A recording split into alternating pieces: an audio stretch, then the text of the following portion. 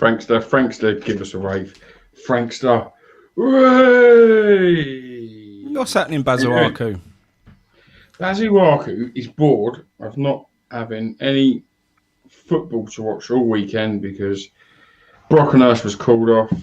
The under-18s, bless them, went up to Newport County in the FA Youth Cup. I was invited Friday night, but I decided to not go because there was no parents allowed to go of any of the kids, so I didn't want to jump in. That would have been a bit wrong of me, and they ended up getting beaten 3-2 in extra time after going behind twice, 1-0, 2-1, and conceded in the 118th minute, mate.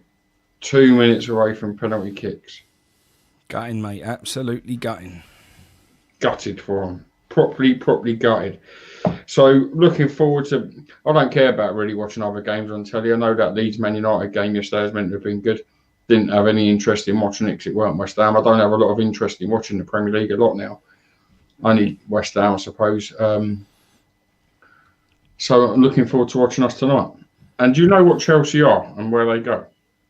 If you know, put your answer in the comments. Darren Benboy, isn't it? If you know, put your answers in the comments. How are you? How's your weekend been? All good, mate. Just want to say happy birthday to Mickey Moore this morning, mate. He's a top man and does a lot for all of us lot. So really appreciate that. Happy birthday, Mickey. Fingers crossed that we go and get a big result for him tonight. And we all wish we were going, mate. We all wish we were there together, but unfortunately that can't happen. So just get the result, which is the main thing. And yeah, I mean, there's been a lot of talk, a lot of social media talk. Here we go. Now the comments are coming in. Well, there you go, mate. There you go. Yeah, a lot of talk, mate. Disappointing because we ain't had a lot of talk for the last few weeks, and we said it on our last show that we're not hearing much team news. Well, this week there's been a bit of contrast to that. We've had constant updates of potential injury problems and doubts and so on. So it seems like Antonio still needs a lot of fitness, so probably won't even feature on the bench tonight. And then we've also got doubts in Cresswell, Bowen, and Balbuena looks like he's definitely, going to have a few issues as well. So some big misses there, mate. And if we have got those misses, my confidence ain't quite where it was. I was having a look at the Evening Standard's predicted lineup earlier on, which is Fabianski, Soufal, Diop, Ogbonna, Cresswell, Rice, Suachek, Snodgrass, Benrahma, Fornals and Haller, because apparently Lanzini's also a doubt for this evening as well. So, yeah, bit of a worry. The only thing on the first three names you've said, I think Antonio we know anyway. He ain't someone who comes back quickly, so I don't think that's major news. Cresswell we see go down in the game last time, so that's obviously going to be spoken about. And Balbuena missed it, so that will be spoken about. The worries, the two for me that have come out, like you just mentioned there, is Lanzini being one, because he left that pitch fine, as far as we all knew. So whatever's happened there shouldn't be out in press. And the same with Jared Bowen having a late test. They're the things that need to stop. Now, the other three I can deal with, because as I say, they're not anything unknown. We know Balbuena missed the last game. So the chances are he's going to be touch and go for this one. We know Cresswell went down during that game, but continued. So there could have been a slight knock. Them things I do. The rest of it shouldn't be coming out until David Moyes has told the world when he sits and has his press conference.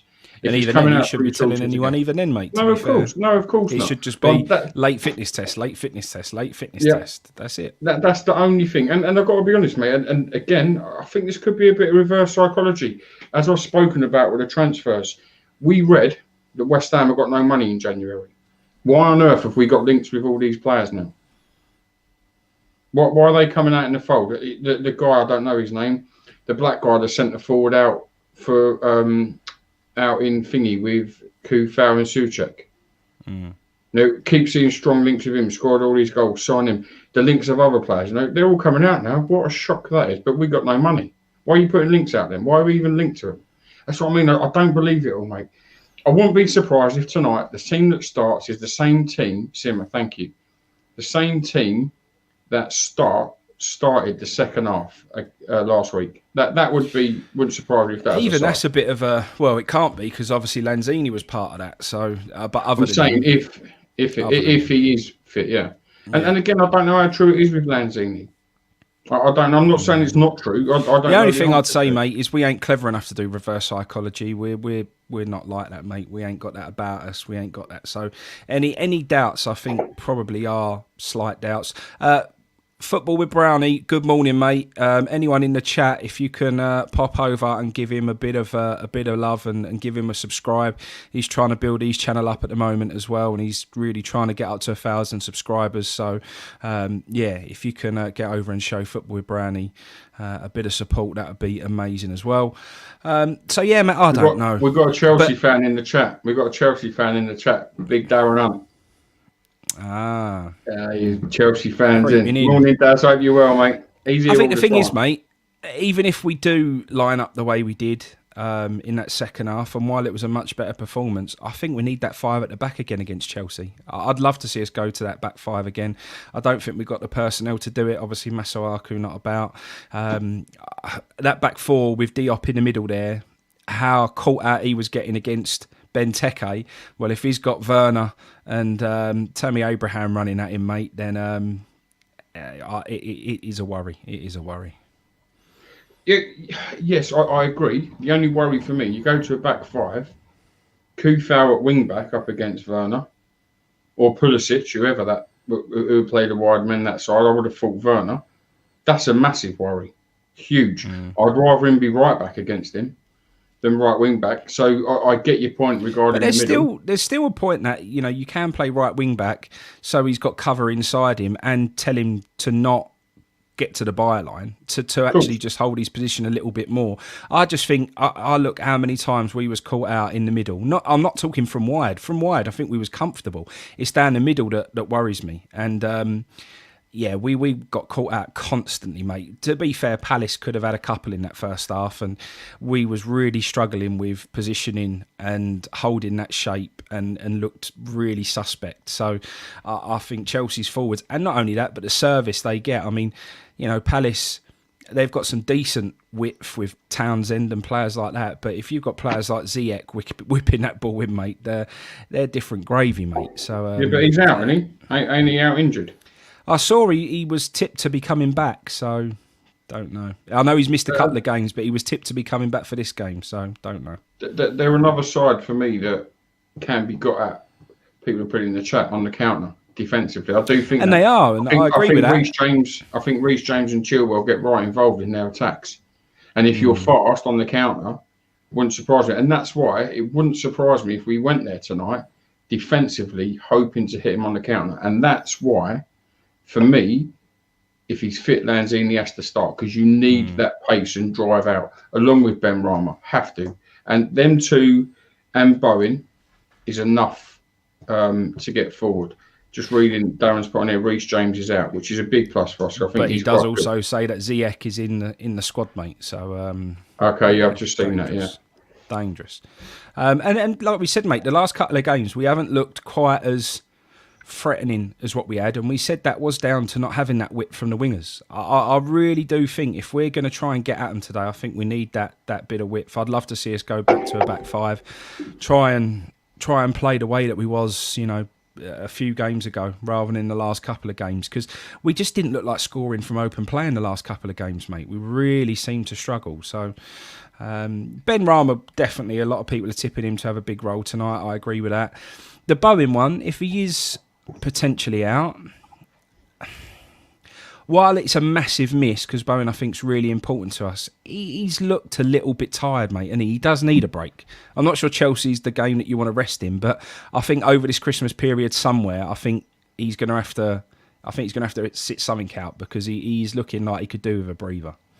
Yeah, he runs himself into the floor every week, doesn't he? And I don't think it's a shock that he gets subbed every week at about 80 minutes. That's probably because he's blowing.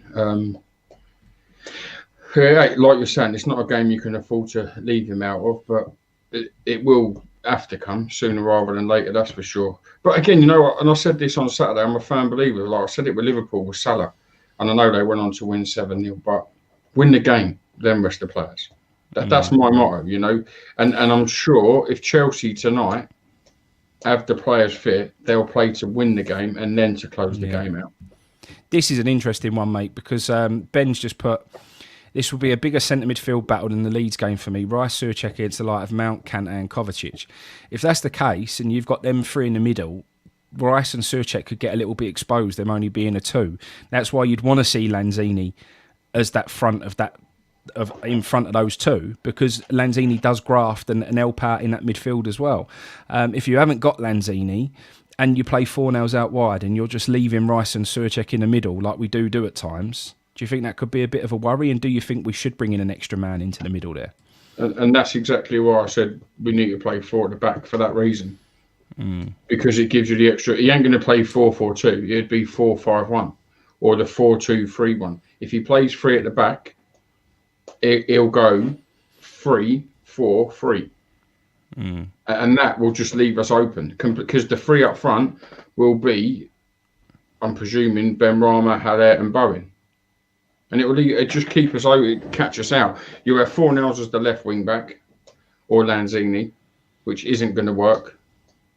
Then you'd have Rice and Souček be in the middle, and the other side you'd have Kufau, which would leave Cresswell, Diop, and Ogbonna as your back three. And I've got to be honest with you, mate, I don't want to see balls coming into the box tonight. If Giroud starts with Cresswell as centre back, absolutely, nothing against Cresswell, nothing at all. But that shouldn't be happening. And that's why, for me, three centre backs just don't work. I'm not sure. I think it does work, and I think there are ways that you can play it. And I think you could end up seeing it, mate. I really do. And I wouldn't be surprised if you did see that back three and you saw Dawson in the middle there, which is a massive worry. But it wouldn't surprise me, mate. I'm telling you. I think Moyes will be more likely to try and play with that back five tonight than he would have done against Palace. I think Palace, he thought we can get away with it. You know, games like that, I think he thought, you know, the back four was not too much of a concern. But I think against Chelsea tonight, I think you could see him try and force that back five, which would mean Cresswell as the wing back, Dawson in the middle with Ogbonna and Diop, and then Soufal on the right, which again is a bit suspect. I'd love to see Cresswell getting down there because I think that could be a threat for us. Cresswell loves playing against Chelsea, mate. He loves putting balls in, and we saw it the other day. He can whip a ball. If they do that and he's fit tonight, then the three has to be Diop, Balbuena, and yeah, but I don't think Balbuena. I don't think you can put him in there, mate. I just can't see him starting. But look, Adam said the same. You called it. Dawson will be in, mate. I think that is a shoo-in tonight. I think Dawson starts. I really do. Well, I'd like to think not, if I'm honest. I would, but Mickey, good morning, mate. Happy birthday. We did give you a shout out at the beginning of the video, mate. Good wishes for tonight, and let's hope the boys do it for you. Let us know where you're watching it and if you're doing anything, and I might try and get along, mate. Yeah, I think Dawson's a shoe-in, mate. I really do. Well, time will tell, won't it? It will. Again, I don't know. I just hope it's a bit of reverse psychology, as I said earlier, and I hope that the team that started the second half against Palace starts tonight. That's and I hope it starts the same way. That's my opinion. But you can feel it coming, mate. It's one of them ones where all of us are going to be anticipating that lineup, and I think it's going to be one of them ones where you look at it and you go, "Oh," and it sort of knocks your confidence before the game. I can see it being one of them tonight. Which are you confident? Mate, at the end of the day, I think with the injuries that we're talking about, it's hard to be confident. But there's such a good feeling around West Ham at the moment that I think we can make it difficult for anyone. So while I'm not saying, we're going to go and... sometimes I get that feeling, mate, where I think we're going to win. I haven't got that feeling. But I always feel like we can do something at the moment, which is nice because I haven't felt that way in recent years. I never went to Chelsea thinking... last time... I writ us off that time we beat them there. and I gave me ticket away. Couldn't believe I gave my ticket away. That was one of the best away games we've had in years. And I gave me ticket away because I just couldn't see us getting a result. So, but tonight, I always believe in West Ham at the moment, mate. I do. I always believe we're going to make it hard. I always believe we're going to make it difficult. I always going to believe we're going to be committed and we're going to put in the energy and the effort. And as long as we do that, mate, you've always got a chance. So, yeah, I agree. And to be fair, Josh has just made a good point. Put Cresswell in the back three and put Johnson left wing back. That I think would be a more likely change than Dawson going in, if I'm honest. I honestly could see that happening more. I don't think Dawson will feature. If so, I think Dawson would have come in for us last week, to be perfectly honest with you, instead of Diop. I do think that, and that's why I don't think he'll get a start. I think Johnson would get a start in front of him. It's all about whether he wants to play that back five. If he wants to play that back five, he has to play Dawson. If he's looking at Chelsea tonight and thinking, I really want... Will he? Oh, what? What's because that? Of Cresswell not being in the three? Yeah. Okay. But you know, and I know he likes Cresswell in that three. So why would he not do that and put Johnson as the left wing back? Mate, the person we saw warming up the other day when Cresswell got the knock was Fredericks. So he might decide to play Fredericks down there. I'm not sure that's the right option because I think he's too suspect defensively, especially if he's playing on a side that, I mean, he's bad enough on the right, let alone on the left. And I feel sorry for him, mate. I really do, because I think he was playing really well before he got his knock, and then he's never been given a chance to come back in. And I think, and this is my problem, I love playing the same way week in, week out. I love getting some consistency. I love players learning, playing together. All of that I'm happy with. But when you've got to change little bits. So I'm not saying change like 3 or 4 players, but you've got to every now and then think, we're playing a certain side. Fredericks could be better than Suafal. Give him a run. And then when you have injuries, then players are ready to step up. When you play the same team week in, week out, every single week, when you want somebody to come in and step up, like we needed Diop last week, when they ain't had no game time, they're rusty. They look suspect. You can't expect them just to be thrown into Premier League football and just play, mate. It's no good. If Lanzini's injured tonight and he ain't available, would you not play, if he's playing 4 at the back, as he done last week, would you not play Fredericks as the right of the 5 midfielders in front of Keith Possibly. Bell, and then put Bowen to the left? Possibly. I think that would be a good shout. I'd do it and then keep Benrahma central. I think we saw that last week. Cause them trouble. We saw Benrahma out on the left ain't as effective as he is down the middle. Do you know what? And that worries me with him. Do you know that's as positive as having Benrahma is, because he looks bright. He looks like he's got something about him, that little bit of magic, that little bit of ideas and creativity that can open teams up. When he played down the middle, he looked right on it. He looked just like he loves to play there. He loves having that free role. When we put him on the left, he didn't have anywhere near the same commitment. And I'm worried we're going to have one of those prima donna-y type players who thinks, look, I want to play where I want to play. And you should have someone who plays to their 100% wherever you play them. If you need someone to play on, similar to Antonio when he wouldn't play right back, that drives me mad. I want people to give the same commitment. If you turn around to someone and say, like Cresswell, sorry, mate, you're not playing centre half today, I want you to play left wing back, he'd still give it everything. I just hope we haven't got a player there who wants to dictate where he wants to play, wants to only have a free role, and ain't prepared to do the job sometimes that you ask somebody to do because he needs to take one for the team. And I just hope we ain't got that. Yeah, no, I get you. Adam, just make that clear, mate, about the left wing back. Fredericks on the right and Bowen on the left. That was my thing with Fredericks, not Fredericks as left wing back. I wouldn't want to see Fredericks left wing back personally. I would rather see Johnson. I'd have more trust in Johnson than that. I wouldn't want to see Coufal put out there because I wouldn't have put him under pressure that someone said he can play both sides. I'd rather it be someone more natural. And that's why, and like you said, Frank, I think at times we don't want to see the changes, but you're forced to. And at times, make the forced changes, for me, the natural changes. Don't overcomplicate it. And that's what I think we could end up doing. And that's my worry. Morning, Jazz, as well. Thanks for coming on the other night, mate. It was a good laugh, and a lot of people commented that they really enjoyed that. So thank you for coming on there, mate, as well. Yeah, it's difficult, mate. And obviously, we've been asked our predictions. Predictions. Yeah, I keep getting. Go away. Yeah, go on. Yeah, predictions for tonight. I'm going to go with 2-2. Sat on the fence, aren't you? I have a little sat bit, on mate. the I'm not going to fence. lie. I'm not going to lie. I have a little bit.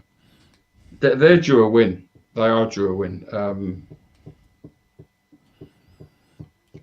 It won't come against us, son. It won't come against us. Well, we do all right. We do, but I think our fans play a big part in that against them there as well. And that's my worry. And I don't think it'd be easy. I don't think it'd be easy. Here's the big question. I can see them nicking it. Here's the big question. And so you can see him nicking it.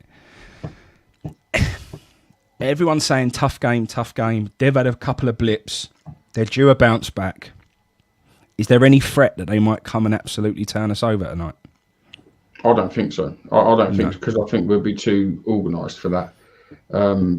But and again, mate, they're due it, but they're playing a side in good form as well, and a side with confidence. So it ain't going to be easy for them either. But and if I'm honest, and speaking from my heart, if both teams played their best tonight, I think they're a better side than us, if I'm honest. And I think that's all to do with money. Don't get me wrong, with what they can afford to buy to what we can. But we have every chance of winning there. Every chance. It's not like we've only got a 5% chance of winning. We have, for me, we have a 35-40% chance of winning there. But if I'm perfect, I think. Would I be shocked if we won? No. But if we got a draw, I'd be shocked. Of course not. But I do sort of, if I'm honest, horrible to say, there's some games that you just have to put your hands up and say, I think we're going to get beaten here. And if you get anything, it's amazing. And that's why when we went to Leicester and won 3-0, it was fantastic. Because if we're all honest, whether we like it or not, it was a game that we all thought, I don't think we'll win this. Yeah. And that's, for me, is how it is. And I think they're a better side than us, Chelsea. It would be tough. For us to win, we have to play very, very well. We have to be really well organised. Can our manager do that? Can our team do that? 100% it can. Jonathan, thanks for popping in, mate. Cheers for the good luck wishes. I would wish you the same, but after you was playing your Grealish tactics the other night, and that was dodgy, mate. Really, really dodgy. Don't want to see that. Don't start all them games, mate. You're better than that. But yeah, wish you guys all the best for 2021 as well, mate. Yeah, have a good one, Jonathan, mate. Thanks for all the support. Ben's put something here that hurts me, mate. This will show Fornell's importance for me today. His graft cover the defence will be evident. Well, I think it will prove the myth that Fornells doesn't help out defensively at all, and it's all just a make-believe thing that people have got from nowhere. I don't think there's any evidence of it. I'd love to see someone show me a video of Fornells making a tackle or pressing someone defensively. Mate, it's not just about making that tackle at all. Rowan Sawyers, whatever his name is, for West Brom yesterday, played centre midfield, didn't make a tackle. That don't make him mean he had a bad game. Oh, West Brom have been blinding, mate, haven't they? They've been well good playing that way. They've been blinding. We had it with one of our players not long ago. I can't remember who it was now. He made interceptions. He fills space. Mate, and you can run around like a headless chicken doing nothing, and that's what Fornells does. He offers zero. He don't cover nothing, mate. He don't cover nothing. He couldn't cover his face with fucking... What's it called? The old gear that the old birds, the Essex birds, put on their boat. Foundation. He couldn't cover his boat with foundation, mate. He couldn't cover nothing. I'm telling you, he is pony. He offers nothing, and that's it. He gives nothing to me. I think Lanzini does more work defensively than Fornells does. A lot more. I think Lanzini actually gets his foot in. I think he actually puts himself about. I think he does get in front of players. I think he does press players at times. I don't think Fornells does that. It's a myth. Absolute myth. Yeah, I don't know. Myth, son. Myth. I'd like to know, and I don't know what the stat is. I'm going to have a look while we're on the phone. I'd like to know who's got team stats. Here we go. I'd like to know who's got the most assists in our side. Oh, he's up there. Cresswell's got the most. Our defender. Of course he has. Our man Cresswell, I've always backed. Fornells is joint second. With who? With Bowen. Yeah. hang on, let me get on with Bowen. And this is this is my issue, mate. This is my issue. Fornell started off really brightly, and he was making assists, and he was getting goals, and he was a threat, and he was a really good player. Even from the left, even playing out wide, he was still offering something. All of a sudden, I never see him play a forward pass anymore. He always goes backwards. I don't know what's got into his head. I don't know what's happened to him. Mate, that might not be him. That might be the manager's instructions. Maybe it is. But when people say he's shit, I think that's a really, really hard comment, if I'm honest. I didn't say shit. He's at the moment, he isn't offering enough to the side, is all I'm saying. I don't think he's a terrible player. I think he's not as amazing as everyone made out at the beginning. I think he's above average, but I don't think he's a world-class player by any stretch of the imagination. But at the moment, I just don't think he offers anything to the team. I don't think he's world-class, if I'm honest with you. Not at all. Huh? That ball, see that pass that Lanzini played into Soufal behind the defence? That was a pass, unbelievable pass. The way he put that in was superb. I haven't seen Fornals do anything like that for the last 5-6 games, mate. I haven't seen it. And I'll go back to it. I didn't see Ben Rama do it when he played out on the left the other night for us. Didn't see him do it. Ben Rama just went off the boil when he played left. Come in the middle and done it. And that's my point with him. Sometimes it gets taken away from him. And that's my point. I'm not saying he's the best player in the side. I don't think that. Here we go. Kent's got it bang on. Fornals, all fur coat and no knickers. He's average, hard work running. Sometimes you've got to offer more. Spot on that, man. I agree. Absolutely correct. I do agree with you. Same as the centre forward. Couldn't be more spot on. Same as our centre forward, Haller, who we're playing in a position that don't suit him. Yeah, and then even Steve's bang on as well. If a midfielder is meant to be attacking like Fornals, we shouldn't keep forgetting he's on the pitch until he misses a sitter. Maybe if he was in defensive midfielder, it'd be more forgivable. Again, it's exactly right. There are times where you don't even know Fornals is on the pitch, and then all of a sudden he gets an easy chance and he heads it wide, and you're like, well, what's the point in that? There's a reason why Anderson was ripped to pieces. Ripped to pieces by the fan base. No, that's different. Because Anderson was ripped to pieces because he didn't know it is. It's massively different. Anderson was ripped to pieces because he couldn't be bothered to even run. Fornals does run. I'm not knocking his running. I actually believe Fornals wants the best for the team. I think he's committed to the team. I think he really runs and I think he really tries. I think all of those things I will give Fornals. I just think at the moment his end product hasn't been good enough, and I think he deserves to start on the bench for a game and then try and fight for his place again. I want to see a bit of an injection in him. Ben's bang on. Put Ben's comment up. He's bang on the money. He's playing out of position though. We ruin central players, throwing them out wide. Yeah, I'm not saying, but this is my problem with that comment.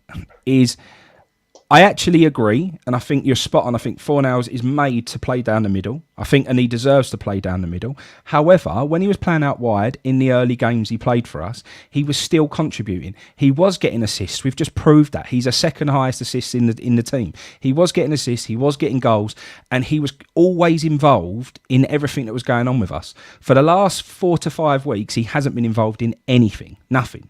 And that's really? When was his last assist? When was his last goal? Forget. Okay. All I know is in the chat that we've got in the WhatsApp chat. Mate, when was his last miss?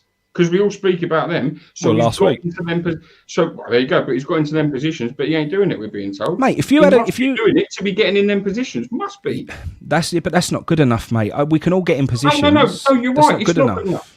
I agree, it's not good enough. And you and I both said this about Antonio when he went to centre forward. He ain't good enough for that. Proved us wrong. But people are saying Fornals don't offer you nothing. You have to be in them positions to get them. And he's in them positions every time. Yes, he's missing them. I don't disagree. The difference between someone who gets in a position and scores or creates something, and the difference between someone who gets in a position and doesn't, is a professional football player versus a fucking semi-professional footballer. At the end of the day, you can't say, "Oh, just because I got there, I'm good enough." That's not good enough, mate. At the end of the day, I don't care. I would rather Fornals do fuck all game and then pop up and score a goal, and I'd say fair enough. I'd take that. But he runs like a headless chicken, gets himself into the opposition and fluffs it, and that's it. Every single game that we play, in the WhatsApp chat, it gets to half-time and everyone goes, we've got to take Fornals off. We've got to take Fornals off. Well, if for the last 4 or 5 games, because he ain't been good enough. That's why. Not because we're digging him out, because he's not been good enough. It's always that. It's always because we have a boo boy. It was Declan He Rice ain't for the many boo years. boy, It was mate. He ain't the boo boy. He just ain't. But he ain't been good who's enough. the boo boy in the team? He Now? ain't been good enough. Who's He the ain't boo? been good Who's enough. the boo boy in the team now? Huh? He's finishing, ain't? I completely agree with you. He's finishing ain't been good enough. None of what he's done for the last 4 or 5 games has been good enough. When was Bowen's last assist or goal? Probably 2 weeks ago. What for Surchek? Huh? For Surchek from a corner. Yeah, maybe. You know, but no one's on his case. But he's getting chances and he's missing. He's missing as many chances as Fornals. The worst thing is Bowen, and he's been. Yeah, but I think Bowen offers more. I think he looks like a threat all the time. Bowen always looks like. No, it's not, because Bowen always is creating stuff. He's always opening chances. I do agree, and mate, I will stay consistent. I think Bowen has been well too greedy in recent weeks. I think he needs to get his head up and he needs to pass the fucking ball. He needs to stop being selfish, and he needs to, when he gets in those positions, I know he wants to score goals. I know he really wants, but sometimes I just think he needs to think about the team and not about himself. So, mate, I'll say that about Bowen, but I just think Bowen looks more of a threat constantly than what Fornals does. He's not being called out for that though, Bowen. He's not being called out for being greedy. Fornals is being called out for giving the ball away. From you, I'm on about in general. You're on about the group chat. I don't see that Bowen's being greedy with the ball in that. I don't see it ever. I see Fornals has just missed the sitter. Fornals has just given the ball away. He's fucking shit, that ball, Fornals. What's he doing there? I see it all the time throughout the game. Never see it when Bowen tries taking on 12 players. What the fuck's he tried doing here? Never see it. And I'll stick by it. I think we have boo boys. I think Haller is it, and I think Fornals is it. And I think they're the reason when this is what I'd agree with, and this is why this is the difference between him and Bowen. Fornals always trying to get rid of the ball, never tries anything. I agree with that. There were times in that Crystal Palace game when Bowen just got his head down and just tried to beat a man, just tried to get past someone, tried to get to the byline, tried to do something. At the moment, for some reason, Fornals always turns back. And you can't say that's because the manager's saying that, because, you know, one person on one side's doing it and the person on the other side isn't. And that's a big problem for me. That could be the manager's way for balancing the side where they've changed the system. That's my point. So. And again, we don't know. We moan that we ain't had Declan Rice driving out of midfield like we done that one time in, I can't remember what the game was at home the other week. Man United, I think it was. We missed that. But then we're saying we don't want him to do that. We want him to sit there and be the defensive midfielder. We don't know what instructions these people are given. We don't know that. I'll say again, I don't think Fornals is a great player or the best player. I don't. I think he offers a lot more than people give him credit for. Not just running. I think he fills space that you have to fill as a footballer. Don't allow the ball to get into them positions. I believe that completely. 100% I believe that. Here's a big question then. What do you do in this situation? Benrahma and Fornals, we all know both of them would rather play down the middle. That's quite clear. So which one do you play out wide and which one do you play down the middle? I'd rather Benrahma through the middle. And I wouldn't want to... Why? Because I think he's faster and I think he's probably a little bit more clever with tricks and flicks. And if the truth be told, probably a better finisher.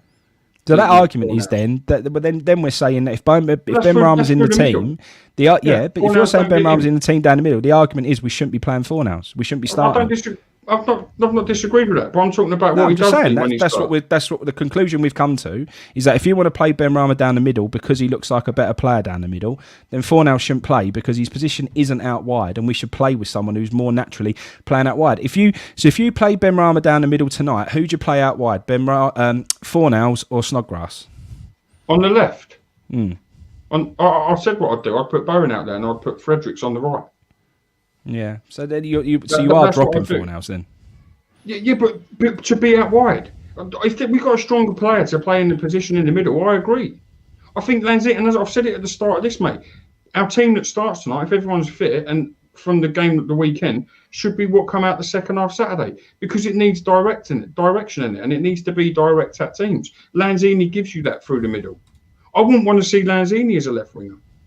I would not. It's not for me. I wouldn't want to see it. I think it wastes a player. I think we've ruined Haller as a forward through confidence, expecting him to do more than what his game is. I think we've ruined Anderson.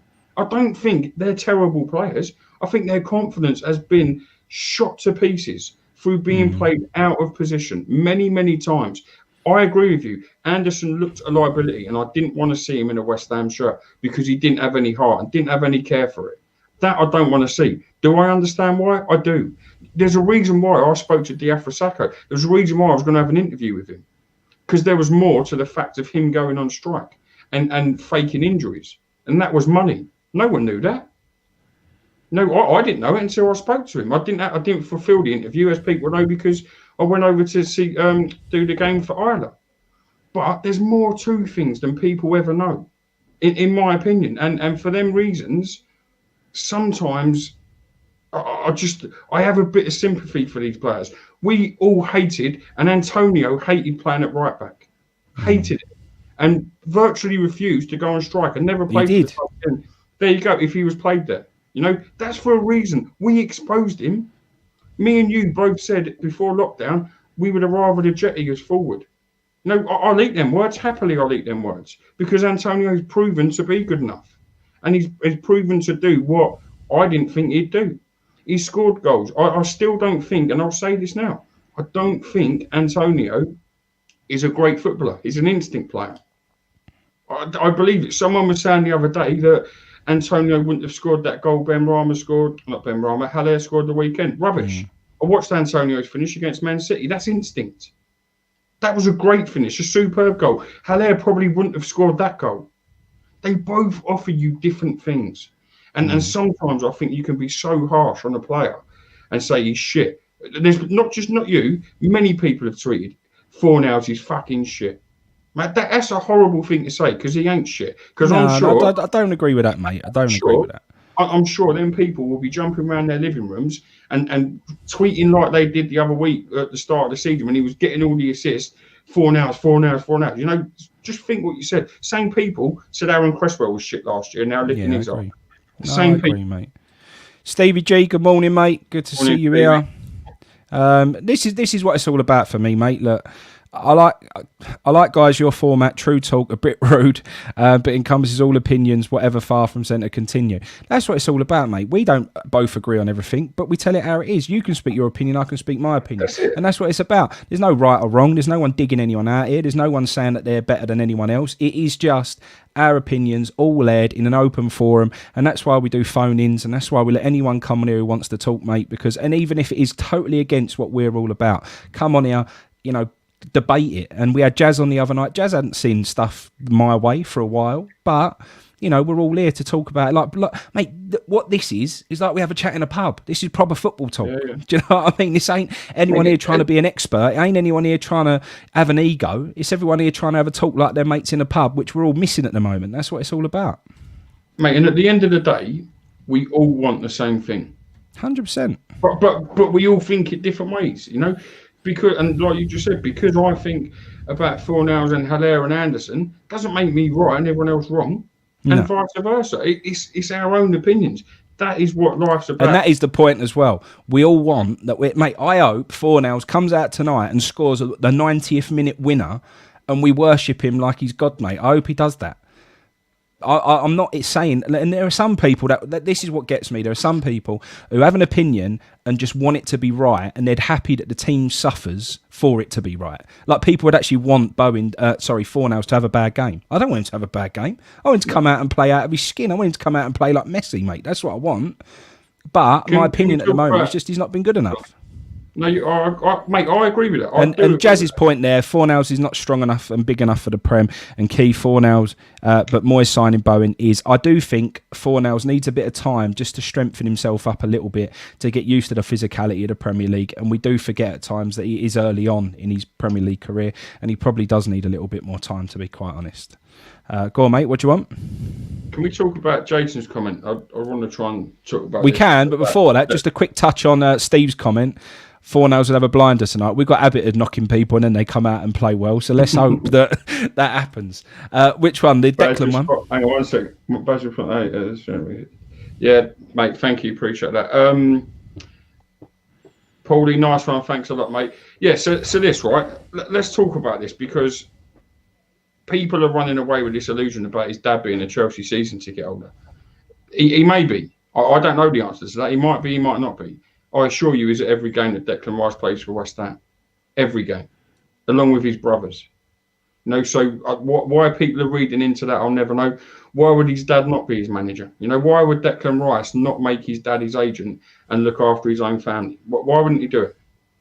I don't get it. People read too much into this. If anyone believes that Declan Rice is going to finish his career at West Ham, this day and age, I think you're crazy. I'd love to see it. I would love to see it more than anything, and as much as anybody else.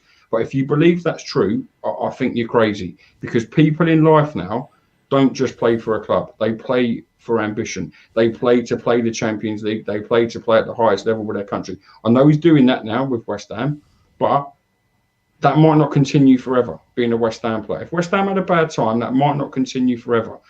If he was at a club, and I'm going to use him as an example, and this is only an example, like Chelsea, who compete for the top 4 every year, who get into the Champions League, who compete to win trophies, why on earth would he not want that in his life? I don't understand why people making an issue out of... Jason, I'm not saying you are, by the way, but I'm seeing it all the time. I can't understand why people are making an issue out of these things. Does it matter who his agent is, whether it was his dad or a geezer who lives over in, I don't know, anywhere, Egypt? I think the point people are trying to make is that to change agent, like you just said, if you want to keep your money in your family and if you want to look after your family, if he's got a big move imminent, that's the time that you make your dad your agent. That's what you do. Mate, this was done before the last transfer window, just so you know. Fair. But this isn't just now. Even if it's within the next 2 years they're looking at it, it makes sense to make that change now. So in the next 2 years, I think we all expect Declan Rice to be moving on. And if he's made that move now to make his dad his agent, so that his dad gets paid a very nice sum out of the transfer fee. Agents, mate, have a nice percentage of that transfer value. If Declan Rice does move in the next 2 years, his dad's going to have a really, really nice payday. Good luck to him, mate. At the end of the day, if that's what they choose, that's up to them. I ain't got no issue with that. Good luck to him. You know Declan Rice off the pitch as well as I do. That it doesn't matter whether his dad's his agent or not for money. The boy has got the biggest heart in the world with his family, his entire family. People know. I used to drive him. I don't drive him now. He bought a car for his brothers to drive him, so he can look after them as well. The kid has a great big heart, massive heart, huge heart, and that for that reason, forget whether it's his dad, his agent or not. The only thing I'll say, which is good with his dad being his agent, I don't think his dad would be pushing him as much as others. If your agent is, I don't know, let's say you're the agent of Virgil van Dijk. Well, I think, mate, the modern day example of what you're saying is Arnautovic. People have got agents like that who false moves, or Zlatan's agent, for example, false move for a payday. His dad ain't going to be doing that. So he ain't going to be forcing him. It does leave Declan Rice to make his own decision. It's not an agent forcing the issue and saying, look, there's a big payday here, come on, let's go. It will be done for what's right for Declan Rice. And at the end of the day, mate, he's been a good servant to us. And I don't think we can argue with him if and when he decides to make that step up and have a new challenge. Not just that, the thing is, mate, we do know he's a Chelsea fan at heart. We know that. We all know that. He's a Chelsea... But there's nothing saying that he don't still love West Ham United for doing what they've done for him. So we all know at some point he's got to move on. We all know that, don't we? He's got to move on. He's got to. And mate, let's be real as well. The talk about, and it keeps being brought up, his dad's a Chelsea season ticket holder. Well, it's irrelevant. Declan's that bit I don't really agree with, mate. That's a weird bit. No, if he really wants a ticket, I'm sure he could pick up the phone to Mason Mount. Mate, my dad wants to come tonight. I'll come with him. The only thing that I hope, he wouldn't need a season ticket. It'd be in a box. Yeah, the only thing that I hope is that we all know how long he's got left on his contract. He has got a good few years. The only thing I ask of Declan Rice is we all know he's going to go. And I hope the club are sensible enough that they move him on before he hits that last year of his contract and we don't get what we deserve out of his transfer fee, mate. That's the only thing I hope, is that, because every time we've had a special player, we've sold them for peanuts, absolute peanuts.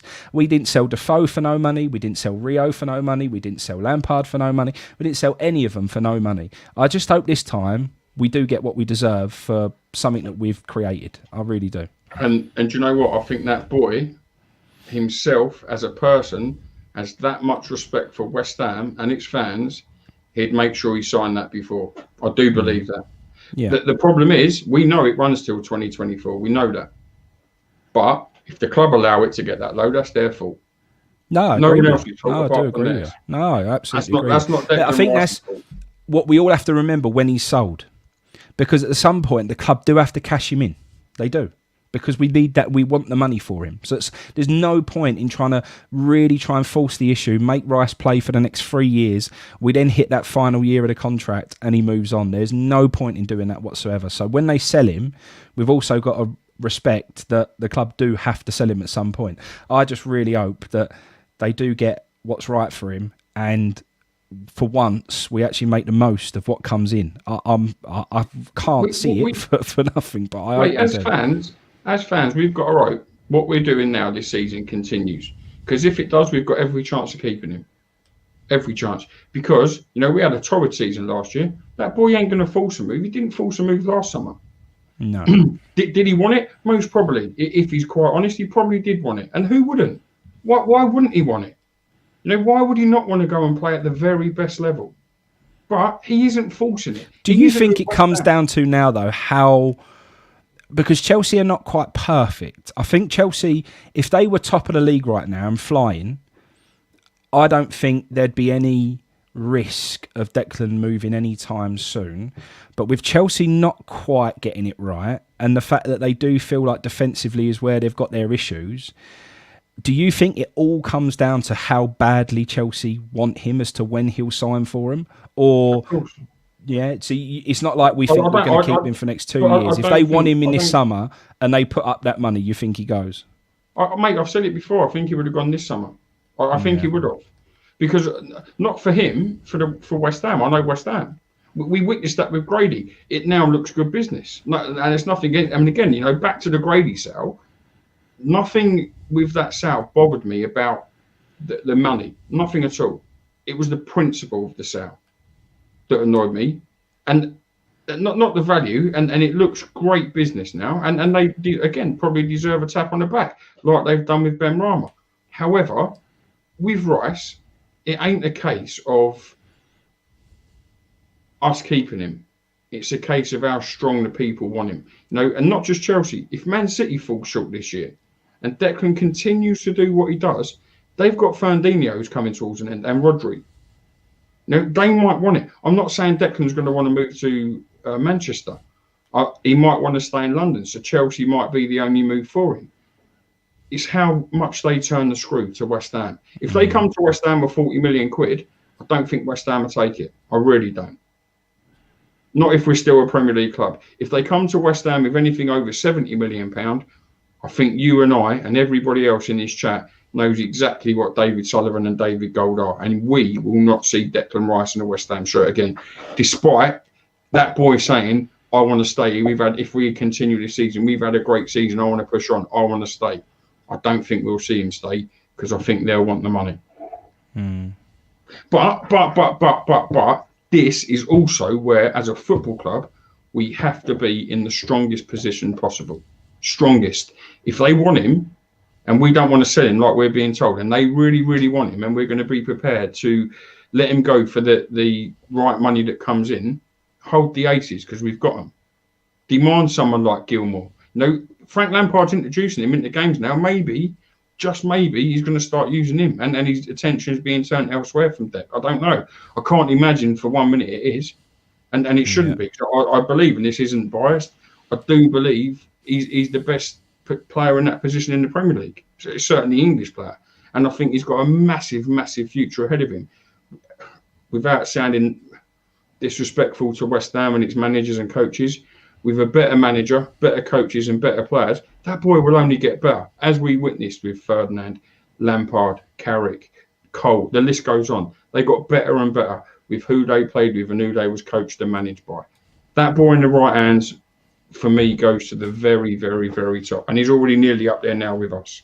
No, he's looking better and better at the moment, mate. He's, like I say, I don't understand why he didn't get a bigger praise for the game he had against Palace with keeping Zaha. I know Soufal had a big part in that as well, but I think Declan Rice played a massive part in that. I think he was disciplined. I think he'd been looking like he wanted to try and get forward more and add other things to his game. But I think in that game, he knew that keeping Zaha quiet was a massive part of us getting a result against Palace. And I think he sat in there and done a fantastic job. And sometimes it's the stuff that you do that's not the pretty stuff that makes the biggest difference. And I think he really, really did keep Palace quiet that game. So, yeah. He's a top player. He is a top player. And mate, we've said it for years. And it ain't biased. And it ain't because I know him off the pitch. It ain't because I'm a mate of his. It ain't because he plays for West Ham. The kid has class. The kid has talent. You know, I said the same about Grady Diangana. I said about him, he hadn't ever proved to me he was a Premier League player. Every time I see him for West Ham, he looked too lightweight. You know, when he got sold, we was an uproar. And as I say, my uproar wasn't because of the player we lost. It was the principle of the sound. And that's my point. I think it's just typical again, mate, that we're going to sell our biggest asset when a pandemic's just hit and is, you know, causing havoc in the world. And you know, I can end up seeing him going for 60, 70 odd million next summer or whatever it may be. You know, then they say, right, Benrahma, we've got to balance that, so there's 30 million out of that gone. We've also then got to balance the books because times are hard and whatever. I can see us taking the dough and not really feeling any of the benefit from it, to be honest with you. And that, mate, that's the trust we have in this football club from the ownership. That's the problem. It's not the player. It's the ownership of the club that gives us that. Kent's just put it here. Deck's timing and reading in the game is magnificent and reminds him of Michael Carrick. You know, Michael Carrick for me, and I know this is going to sound crazy because of what Frank Lampard went on to achieve. Michael Carrick for me was the best player to left West Ham at that era. I thought Michael Carrick is just an unsung hero. Absolute quality footballer. Done the right things, the easy things, and because he didn't score from 40 yards every week and do Cruyff turns and shit like that, he never got the recognition. But what a player. No, and mate, they're the ones that glue that side together. They're the ones that make the whole thing tick. Do you know what I mean? You take them out the side, and they're not the same. The only thing that I would want to remind everyone about that Carrick situation is he turned around and said, "I love West Ham. I'll never leave West Ham unless it's Newcastle, because Newcastle was his boyhood club." If everyone thinks that Chelsea's the only place that Declan Rice may ever go, that's crazy talk. Because if another big club steps up and wants to put it up, mate, as long as they're a big enough club with the ambition that Declan Rice wants for his career, he'll go there as well, mate. So, and that's it. As much as he might want to go Chelsea, you know, again, it's about ambition. Why would he say no to Man City? Why would anyone say no to Man City? We've witnessed it over the years with people like who was the guy? Rodwell from Everton. Rodwell, you know, went there, sat on the bench, done nothing at all. Chelsea started all this when they bought Sean Wright-Phillips. Threw the money mental out the window, crazy. Then had a player sat on the bench. But you know, Declan Rice isn't going to be a bench player at any of them clubs, no. even at Liverpool. The only thing I will say, and I strongly believe this. Not anything I know, I strongly believe it. You wouldn't ever see Declan Rice in the Tottenham pit, ever. That I honestly believe. No money in the world. I don't think Tottenham can go and win the Premier League this year. I do not think you will see him in a Tottenham shirt. And they won't win a Premier League this year because they've got Jose Mourinho as their manager. Mate, I'm starting to believe you because the way he set up yesterday, mate, he just was frightened to even try and go and win that game. It's almost like he set up to try and get a draw. I can't believe how he played. Mate, they didn't have a shot for half the game. It was so poor from Tottenham, mate. Really, do you know what, mate? And this was my point about him. He'd be a great manager at a club like West Ham at our level. He'd do fine. Not at the very, very top. You know, and all them Tottenham fans, when they lost Pochettino, was an uproar. Got him, was loving it. He come in for a while, they hated it. Boring. They've gone top of the league at the start of this season, all pulling themselves off over him again. And now look, you watch, give it a couple of weeks and it'll be, can't watch this shit football no longer, get Jose out, blah, watch it. Because they're fickle and all. The man's a fraud at the very top level now. Got a great record. I will not ever knock that. And I think he'd do well at a club like West Ham. who ain't too big. He does not compete at the very top level for me. Not the way he plays football.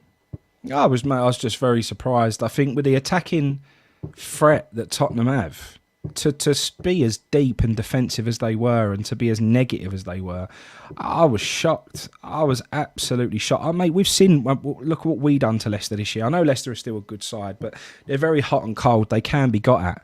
I was surprised how negative he was. It was almost like he was playing for a draw. It was almost like it was him playing, Liverpool. It was just really poor. I couldn't believe how he set up for that game, to be quite honest with you, mate. And I am starting to believe maybe you called that one correctly. Again, it's not a game I watched. I didn't watch it yesterday, so I don't know how he set up. I'm just literally going to have a look now. But I know what you're saying. That setup is the same setup every week. But what they do is they hope to nick a goal on the counter and just defend it. And this is the problem, and I've said this with West Ham all the time. That game plan is fine until you concede the first goal. Yeah. And then it goes out the window because you have to try and get back into the game. Yeah. But to get back into the game, you have to do something different. And they don't know nothing different at this level. When you get the first goal with them, it can and their goals only come from counter-attack football. It don't come from real good positive football. It comes from counter-attacking the football the whole time. Yeah. And from that, when it don't come, that's the thing for me. And they underestimated West Ham, proven. Completely game's won, and that's his attitude, that's his arrogance. But he'll criticise his team for that. And yes, they beat Arsenal. I think Arsenal, and I know possession and shots don't win football matches. Arsenal have much more to play than them, but what they've done was they scored 2 goals on the counter-attack. Quick football, got outscored. It's great when it works, but as soon as you concede, your plan goes. Yeah, I agree. We spoke about this on Away Day Radio on Saturday. If nobody knows who's in watching the video, me and Baz are on Away Day Radio every Saturday morning between 12 and 2. So if you haven't already downloaded the app for Away Day Radio or listened to it live on their website, www.awaydayradio.co.uk, get over there. Brilliant channel. Loads of football talk, loads of interviews with football people, loads of proper old school music as well. Much better than any other commercial radio station that you'll ever listen to. Really good. Football roundup on Monday nights. I think that'll be happening tonight. So yeah, really, really good. Get over there and come and listen to us on a Saturday morning between 12 and 2 as well. But the thing that we did discuss, mate, go on. Before we go into this, we discussed our predictions, and I told you all that Liverpool wouldn't go to Selhurst Park. It'll be a tight. No, what did I say? It'll be a tight game or 5-0, wouldn't it? Tight game or 5-0. Really tight that was. But this is the one that we did discuss, which was Man United and their current form in the Premier League, mate. I think I have to put them in the title race now, and that sounds crazy to say, but they're the in-form side. There is no side with better form than Man United in the last 5 games. They are looking decent now. Maybe Ollie is starting to get it right. I think it's probably a step too far for them. I think they haven't got the squad to go and make a real title challenge. I think at some point injuries will catch up with them and they'll struggle. I think it's come a little bit early, but what I would say is I certainly think they're going to be in the top 3, which people wouldn't have expected in the last few weeks, and it looks like Ole Gunnar Solskjaer is in it for the long term, mate. A lot of people were calling for his head not so long ago, but even the phone-in that we had on Away Day Radio 2 weeks ago before the Manchester derby, that Man United fan was saying give him time. They believe in the project. I think this is the difference between Man United and Arsenal. I mean, at Man United, I think the majority percentage of the fans have always believed that the project they're on is the right one. At Arsenal, I think it's being massively questioned, and probably at the moment the majority believe that the project isn't the correct one. So, yeah, going to be interesting to see how that pans out, mate. Yeah, I said on Saturday they needed to get their home form right. Their away form is good. They need to get it right at home. I know they beat Leeds 6-2, but I think that's a hard game to take a judgment on someone over, because Leeds are just relentless. They're end to end, mate. And I think I see a little bit of it. And the commentator said on the game what he liked with Leeds. I think it's when Leeds scored their second. they don't know what the score is. They just keep going. It could be 2-2, but they just keep going. The fact that I think it was 5-2 or 4-2, 6-2, whatever it was at the time, it's irrelevant. They just don't know when to stop. So the game yesterday, I think, is a hard judgment. Man United, of course, have a squad that should be up there competing. You know, Ollie should be getting the best out of them players. No, and I said Saturday, you know, all these people that have been slagging off Rio, saying who's at the wheel, now maybe he is right. Maybe he is. You know, maybe they do have their right man. He has brought that bit of identity back to Man United. For sure he has. You know, they're playing, and he said he wanted to get them playing the way that he had them there. When he was there. You know, maybe they are doing it without superstars, without household names. Now, Scott McTominay ain't a household name. Now, if someone said to me, Scott McTominay or Declan Rice in your team, I'd rather Declan Rice. You know, but he's obviously doing the job. And the thing for Manchester United, so much is expected of them, so much. You expect them to be in that top four. You expect them to be competing for trophies because of the years that have passed. That's why everyone was loving it when Chelsea weren't competing. Because they come in, spent a load of dough, started winning everything, and then fell short. And for them reasons is why people were loving it with Manchester United. But Man United and Man United, like it or not, for me, the biggest club in English football by a long way. No, 100%. And I'll tell you who else always falls short. Who else always falls short? Who's the club that falls short more than anyone else? Don't know, go on. Tottenham. We went 1-0 down to Man United, you clowns, and won 6-1. Ha ha ha. West Ham fans' knowledge is hilarious. Well, I remember you going 3-0 up against us, and it didn't quite work out for you, did it, mate? So if there's one club... If there's one club that throws it every single time, it's that one. So brilliant. It's all gone Spursy, isn't it? It's all gone Spursy. They've fallen more tears than Boris has announced, didn't they? Great to see. Now, all this obsession, our cup final, XYZ. We was talking about your manager. Who I actually thought was really good. Can I just say a note? You know, we were obsessed with him, as he put in his comment. Isn't he a Spurs fan watching a West Ham channel? Well, I just want to clarify it. But we're obsessed. Have a good day, mate. Look after yourself. And when you talk about facts, make sure you get yours right, because we will be having a party when Tottenham fuck it up again. Again. And again. It will continue. It will always continue. We've won 6 trophies since your last one. Well done. Congratulations, mate. What does that prove? What have you got? You had 6 trophies, yeah? When have we ever tried to be you or compare ourselves to you? All we're doing is laughing at you because you think you're saying you ain't, you bellend. It does make you laugh for that mob, doesn't it, mate? They are funny. You're obsessed, says the man watching a West Ham channel. I'm obsessed with watching back that time that we went to Wembley and we was 2-0 down at half time and they were giving it the big, and then we come back and won 3-2. They went a bit Spursy again. It just, mate, it happens every time. It's standard, mate. They're all in here.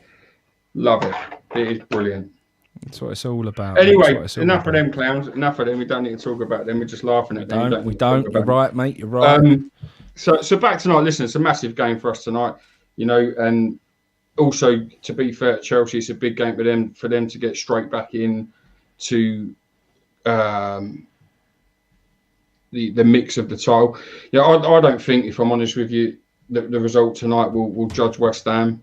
I think it's a bigger test for Chelsea. This will prove whether they're up for the league, and where they're going to be for it. I think a defeat tonight for Chelsea to us probably goes to prove they ain't going to be competing all season for the title. I'm not saying they won't be for the top 4, but they're games that if you're up there, teams like that have to win. You don't lose games like that if you're going to compete, in my opinion.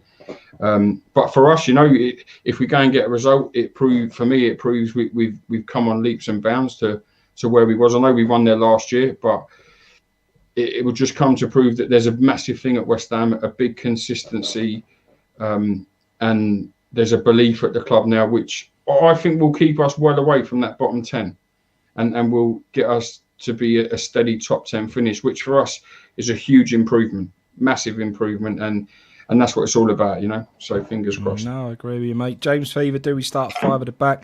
I think we've already sort of touched upon that, and Baz thinks we shouldn't. I think we might. So it'll be interesting to see that lineup. I'm actually looking forward to seeing that lineup come out. So that'll be good. Do you know what, for me, mate, and I've said this forever, I love playing three at the back. I do. But when you play three at the back, you have to have that mobile forward. This is no disrespect to Haller, but he's not that. And for that reason is why, for me, you cannot play the 3 or 5 at the back.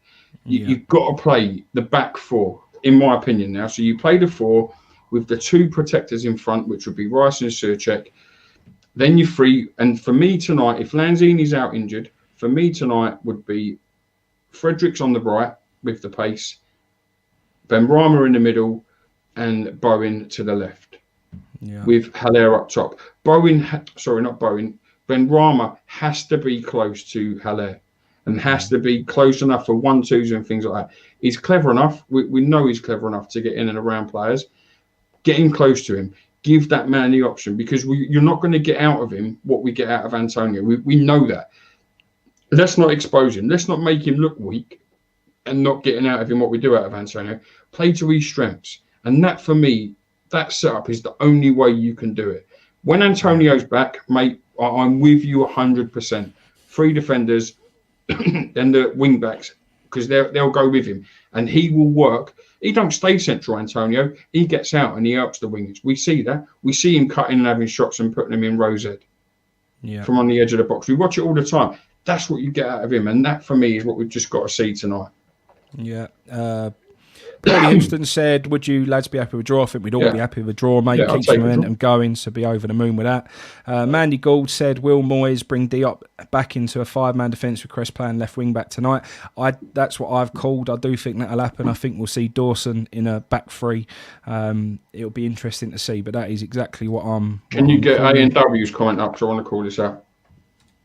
Mate, my team there isn't dropping Kufau, by the way. It's playing 4 at the back, and the back 4 would be Kufau right back, Cresswell left back.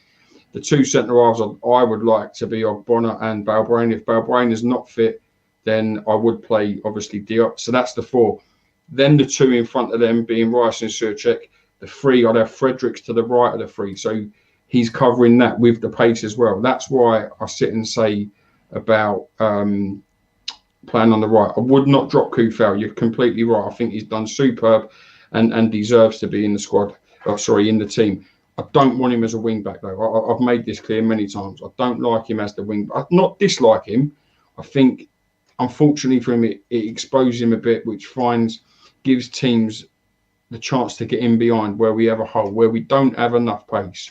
It's not a fault of his. It's just, for me, reality. We signed him as a right back. We made him the right wing back. Let's not forget that, We didn't sign him as a right wing back. And I do believe it's no coincidence that the last 2 games he's looked as good as his debut at Leicester in all 3 games we've played, mainly for. When we played each other, little bit suspect about your main man Grealish. Keeps upsetting everyone at the moment with his play acting, and he was at it again in your last game. But other than that, you guys are looking all right at the moment and looking like you're having a good season. So that's good to see, mate. So and they've still got Ross Barkley to come in as well, and they're looking good for that.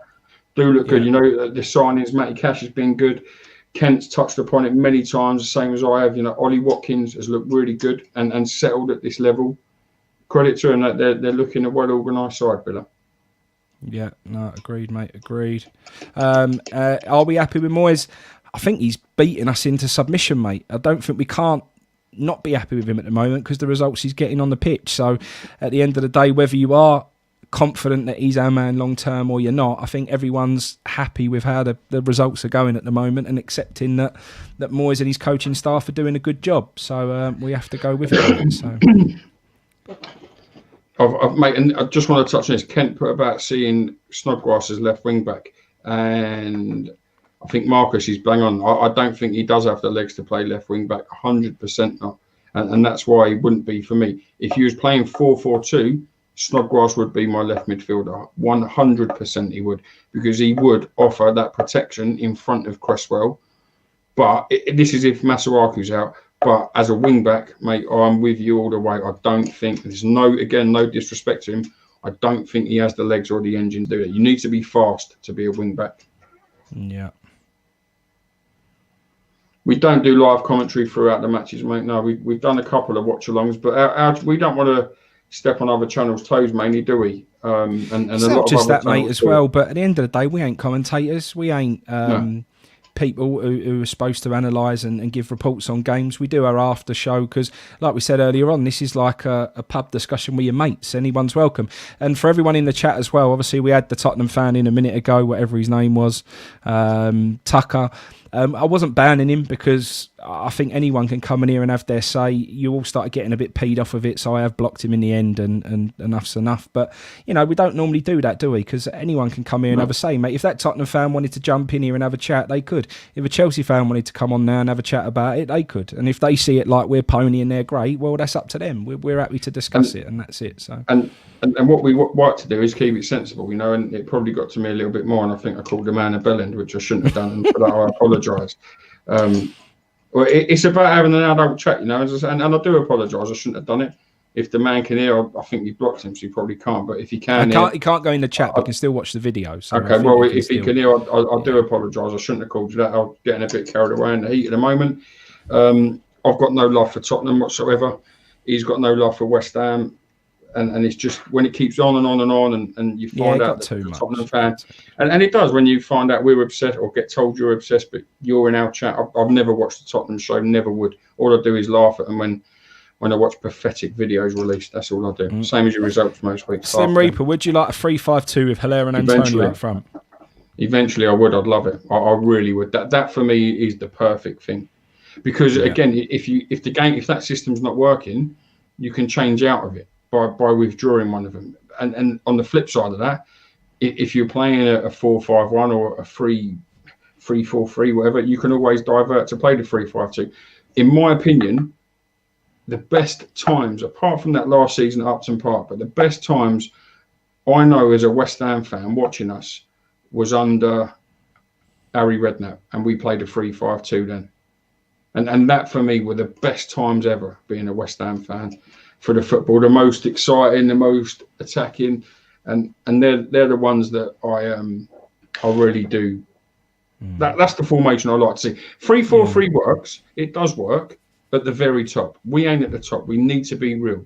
There's a reason why Liverpool play it, Man City play it, Chelsea play it, Tottenham play it. They're that good. We ain't. And for me, that's why you just make things basic. But 3-5-2, 100%. Papiu, I think you're United, mate, and welcome to the channel, mate, and good to have you here, and it's always good to have other fans here. That 3-5-2, mate, because you was touching it upon there, he says we'll lose one of the best players, Bowen. Can you fit Bowen into that 3-5-2?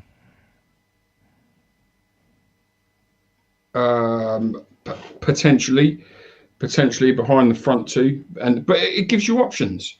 You know, it's not a formation he'd fall into. No, I agree, but sometimes you have to play to your strengths, and sometimes you need to play with two forwards, and for that you sacrifice someone. You know, right now people are saying one of our better players or best players, Bowen. Let's be real, Haller is one of our best players. Not in form, I agree, and the way we play, but he is one of our better players. Doesn't get an outside when Antonio's fit because we play with one forward. You know, so it swings and roundabouts. Manchester United, I get it. Van der Beek, whatever his name is, ain't playing. You can't play everybody, but the formation as well, in my opinion, should always change to your opponents. It will not work every single game, and you have to compensate. I wouldn't want to go to Man City away, for argument's sake, when they're at their best and play 3-5-2 and try and go toe-to-toe with them, because I think you'll come undone. And then you might have to go a 4-5-1 and be a little bit extra cautious. I know to hit them on the counter-attack. If you go there trying to play toe-to-toe football with them, I think you end up getting caught out. Yeah, no, agreed, mate, agreed. Been a good debate today. No, it's been good, mate. We'll never win a trophy. I hope in my lifetime, mate. I do hope. I only hope. Do I think? No. Do I hope? 100%. I think we're a big enough club too, mate. I think we've always been a sleeping giant. I think we've always deserved to do something. Mate, I'd take anything. I'd take a League Cup. I'd take anything. It don't bother me what it is. I'd just love to win something. Obviously, we went to the the cup final and got done by Liverpool. That Gerrard goal still breaks my heart. I've never watched it back. I could never watch it back.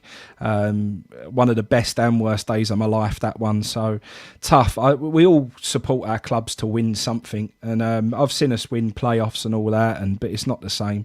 Anything for winning a trophy, mate. I'd give anything for it. So, but there you go. I'm with you, mate. And like you're saying, it doesn't matter what. Look how he was when we won the playoffs. Look how he was when we won the Intertoto. Yeah.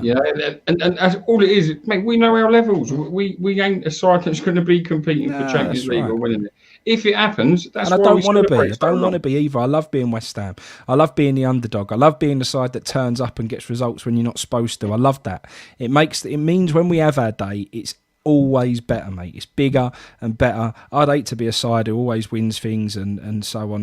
That's not what I'd want from my football club. I love the fact that, when it comes along, it's massive. And if we could win something, mate, it would be unbelievable. It's like Leicester winning the league. There's a reason why Leicester were 5,000 to 1 to win the Premier League, or whatever they were. There's a reason why West Ham at the start of every season are 500, 1,000 to 1, whatever they are, to win the Premier League.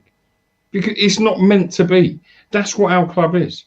We're not meant to be up there with the best. So when it happens and when you compete and when you get results like we do, it means that little bit more. Yeah. And that is special. It must be lovely to win trophies every single season, must be. But because it's not the norm for West Ham, it would mean more to me to go to Wembley, for argument's sake, next year and win the FA Cup as a West Ham fan than go there for the next 5-6 years winning it. It'd be lovely, don't get me wrong. But that one time next year, that will be the best one. If we was bought out by billionaires tomorrow, next season, and we won everything, it ain't going to happen, but if. That first one would be the special one because it's been so long. Afterwards, you'd think, we've bought all this. We've bought this. Yeah. And Man City must think like it. And the same for Man City now. The only trophy they probably really, really, really want to win is the Champions League. The rest is we expected to win it. Yeah, no, I agree, mate.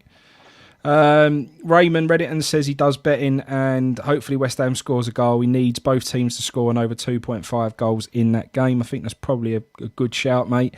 One you've been tipping up a little bit of late was Soufal to be carded. Do you fancy that tonight? I've called it probably the last 2 or 3 games because of his opponents. It's got to come, mate.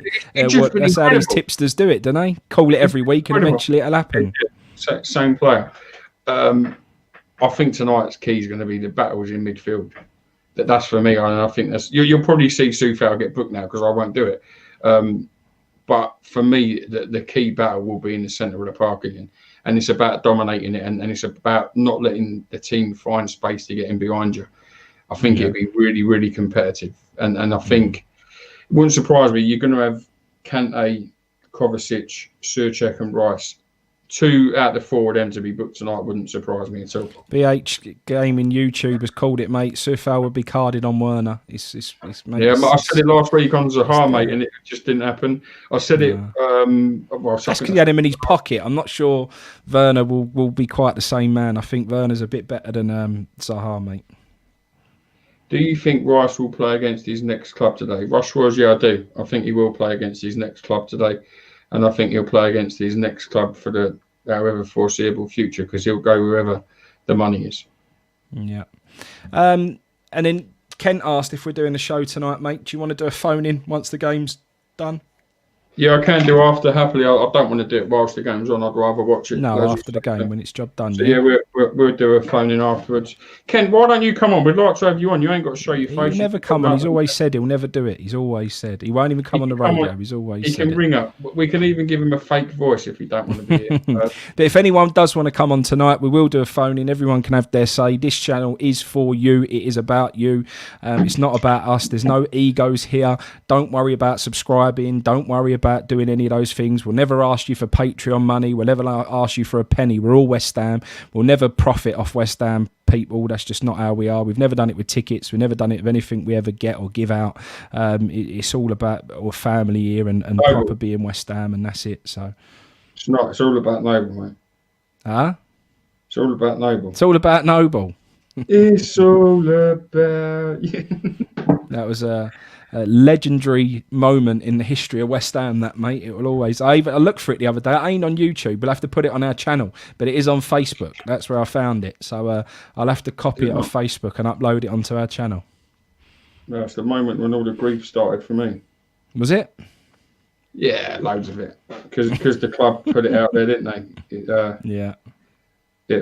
Jamie Harris, you can come on. Anyone can come on. Anyone who fancies it. All you got to do is email us at claretandbramitv@gmail.com. And anyone can come on and have their say and have a chat with us. There's no issues with that. And the other thing that we have been trying to do, we've been trying to find someone who's on hard times and try and make their Christmas for them. So if you do know anyone who's had trouble throughout the pandemic, anyone who's struggling, may have lost their jobs, been made redundant, and they've got children, we'd love to do something to make the kids' Christmases and help out where we can. So DM us on Twitter or email us at claretandbramitv@gmail.com. I'll also quickly pop it in the chat.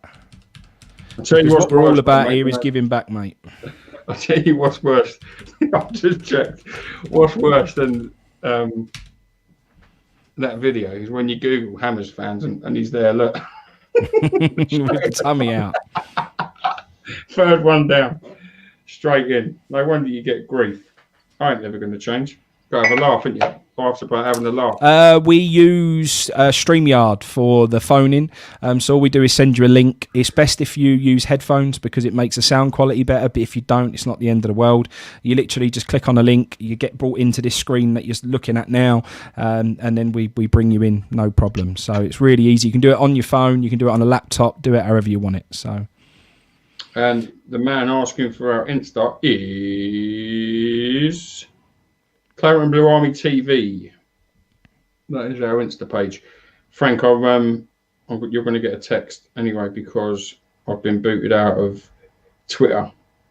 Hey. Claret and Blue Army TV's Twitter's added. Tonight, Ben Rama will show us his pure talent and what he can do, apparently, mate. So I'm looking forward to that. Let's hope you're right. He's been threatening to turn it on big time. So let's hope he does the business tonight. We need him to.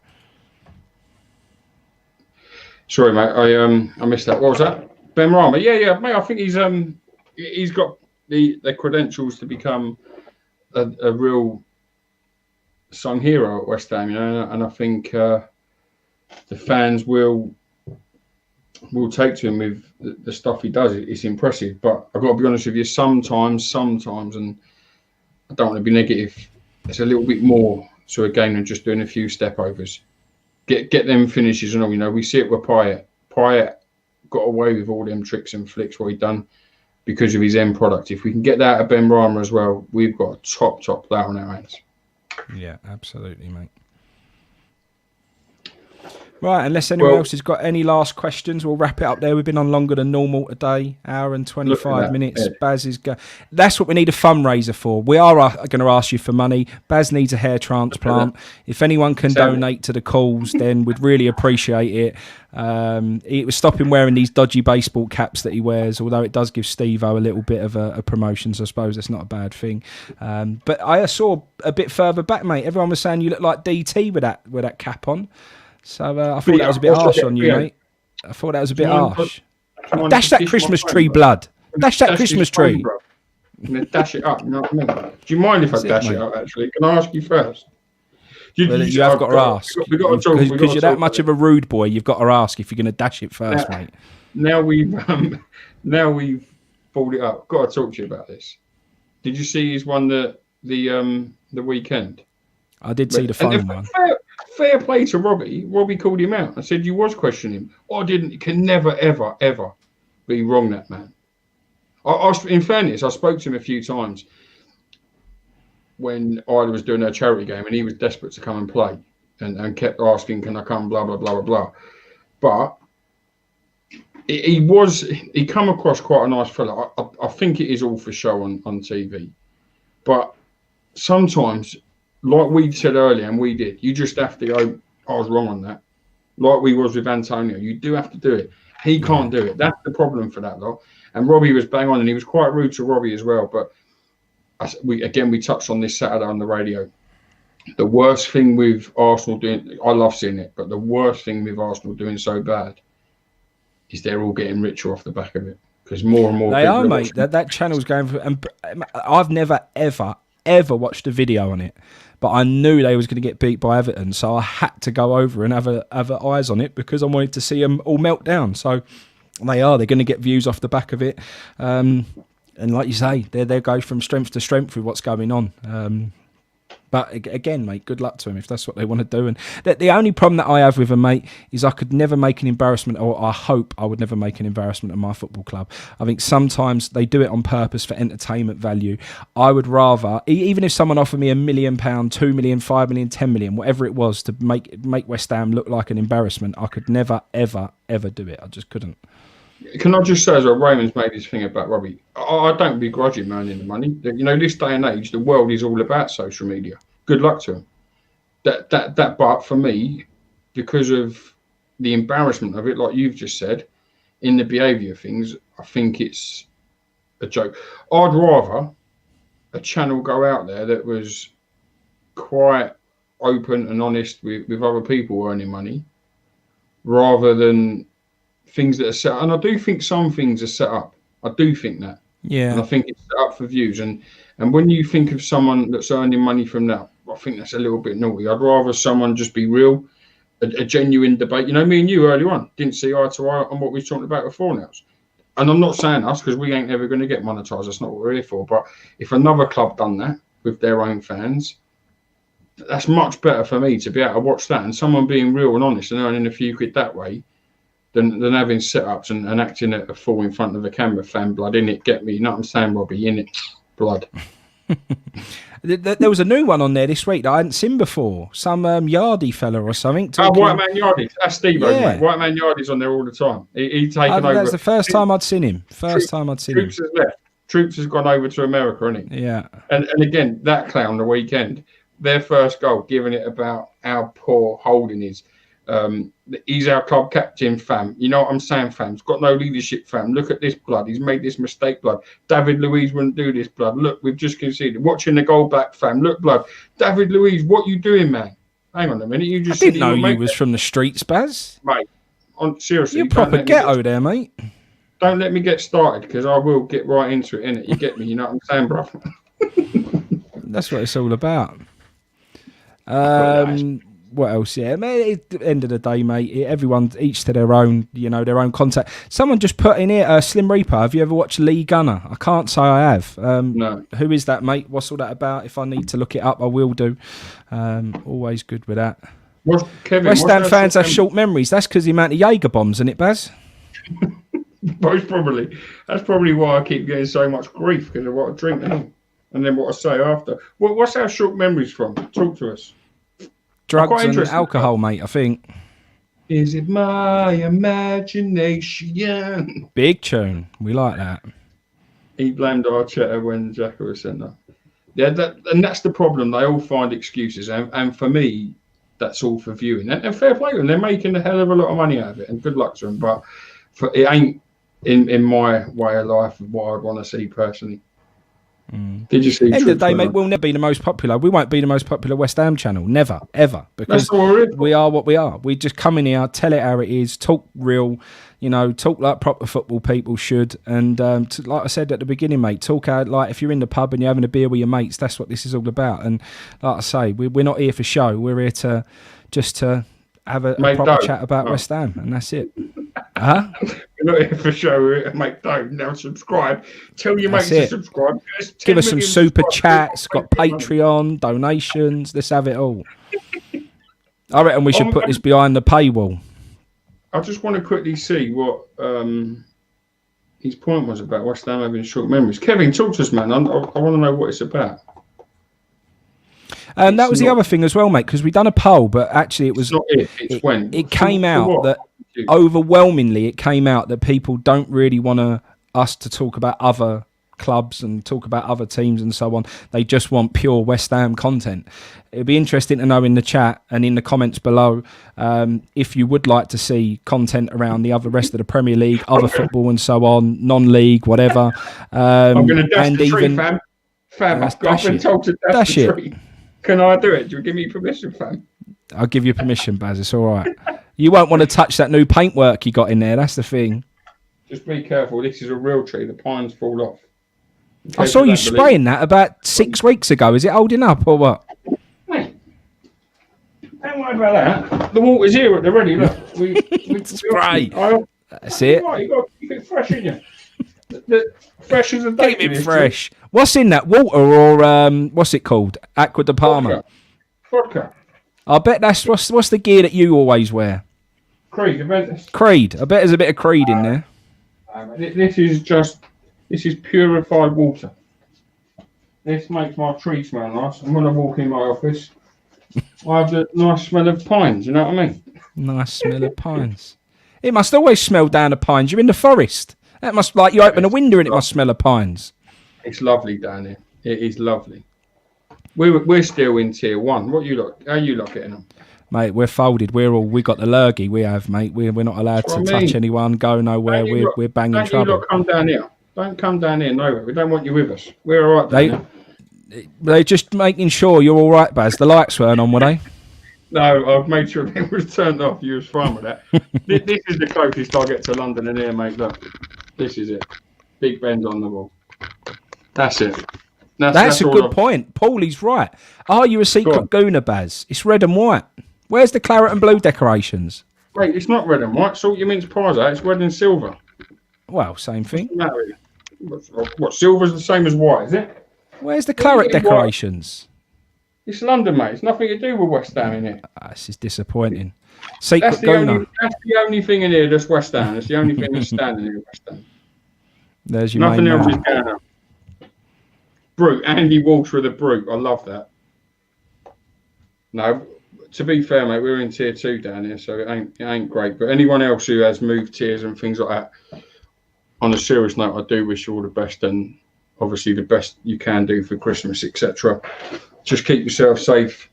Don't get mixed up with all the crap. And let's hope we can get rid of this rubbish out of this country sooner rather than later. Well, we're not allowed to go nowhere anymore, mate. We're all locked down, so... I don't know what's going on with this camera now. I've moved it. Now it's gone all moody, isn't it? It's got me in it. Roger reckons we've got a chance. Martin's in goal. Mate, Martin's starting left wing back tonight. Better than Snodgrass. Why is Ray digging out West Ham? Look, what's he talking about? Tucker was close to tears. Top 4 predictions for me will be Liverpool, Man City, Chelsea, and... You better put Man United in there. Oh, I've just said Chelsea. No. Liverpool, Man City, Chelsea. I think it will be Manchester United, to be honest. I think your mate, Troy Mourinho, is going to shit him. I'm gutted, mate. I do like him. I like his character. I do like him as a person, mate. I do like Mourinho. I don't dislike him. I don't. Honestly, I don't. And I just think he's at his depth at the top level. I don't think... the problem for me, why I think that, as I've said it time and time again, is because it's all about him. Yeah. I don't think he's... I think Jurgen Klopp's going that way. I do think that. And I think mate, Klopp's worse. Klopp's a miles I away, think mate. he is going that I way. can't stand that geezer. He is an absolute... I hate him. It is all the excuses in the world. Everything's about him. Look at me. I can't stand it. Andy's getting ready. Everywhere we go. Everywhere they go.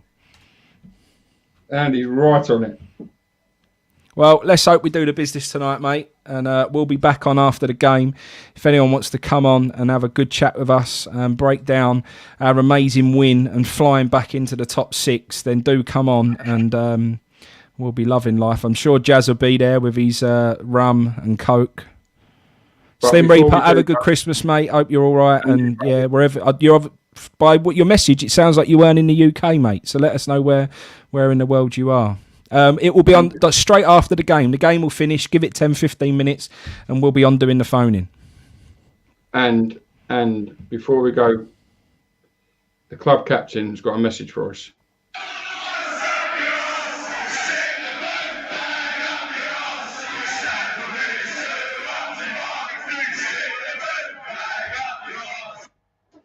Go on, my son. Right, have a good day. Fingers crossed tonight. 3 points coming back to West Ham. That would do us lovely, jubbly. thank you to all of you joining today. Good chat, good debate, hour and a half, longer than normal. Frankie, top man, have a good day. We will catch you all tonight, hopefully celebrating a win. I'm forever blow.